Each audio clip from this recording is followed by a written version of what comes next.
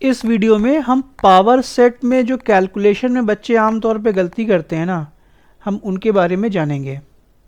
तो मान लो एक सेट ए है और इस सेट ए में दो एलिमेंट हैं, ए और बी। सेट ए मतलब कोई रूल के तहत में कुछ हमने एलिमेंट कलेक्ट किए हैं और उन एलिमेंट्स को हमने कॉमा से सेपरेट किया और कर्ली ब्रेसेस में रख दिया है। तो पावर सेट ऑफ सेट ए का मतलब ये होता है कि भाई ये सेट ए के कितने सबसेट बन सकते हैं। तो भाई पावर सेट भी अपने आप में एक सेट है, लेकिन इसके जो एलिमेंट्स है ना, ये सारे एलिमेंट अपने आप में क्या हैं, सेट हैं।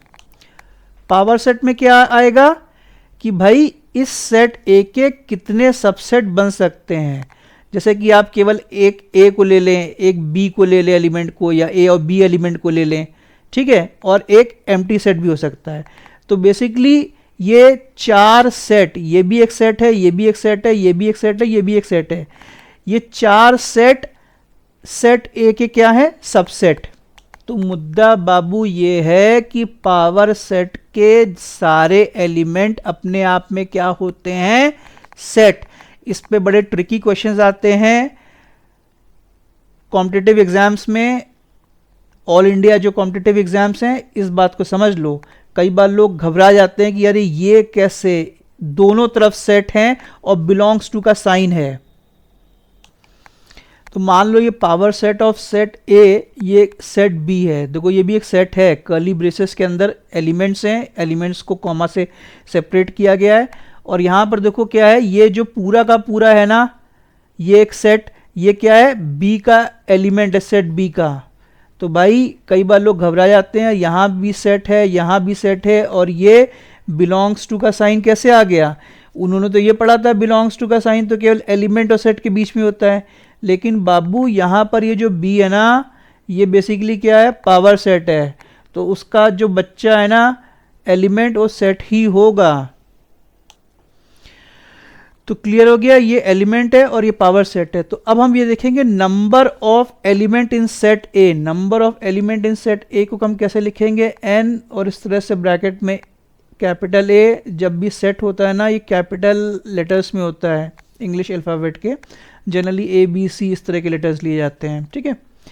तो अब बेसिकली मुद्दा क्या है कि इसमें कितने एलिमेंट हैं, गिनती करो 1 और 2। तो ये 2 एलिमेंट हैं, तो हमने मान लो उसको मान लिया m। तो अब number of elements in power set of A क्या होगा, ठीक है।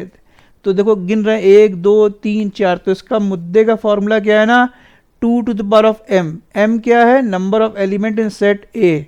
तो क्या हो जाएगा, 2 टू द पावर ऑफ 2, और आंसर क्या आ जाएगा, 4। ए में यदि 2 एलिमेंट हैं तो पावर सेट ऑफ ए में कितने एलिमेंट होंगे, 4 एलिमेंट होंगे। तो अब ये मान लो एक सेट सी दिया हुआ है, सेट सी में 4 एलिमेंट हैं। तो भाई ये कितने एलिमेंट होंगे पावर सेट सी के पावर सेट में। तो सीधे सीधे हमने देख लिया number of element in set C कितने, 4। तो ये सीधे सीधे 4 को क्या है, दुग्गी के खोपड़ी पे चढ़ा दो। तो 2 to the power of 4, 2 to the power of 4 कितना हो जाएगा, 16। इसका मतलब हो गया 4 का मतलब ये 2 को 4 बार लिखो और बीच में मल्टीप्लिकेशन का साइन रख दो।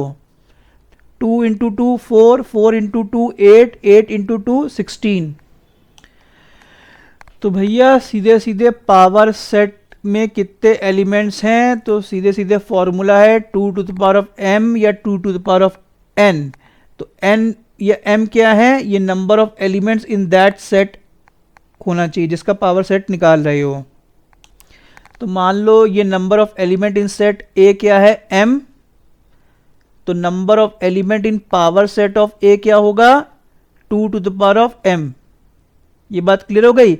अब इसी m को यदि आपने n मान लिया तो यहां पर क्या चीज हो जाएगी, n। कई किताबों में 2 to the power of n ये फॉर्मूला लिखा हुआ है, तो कंफ्यूज मत होना। Is this point clear.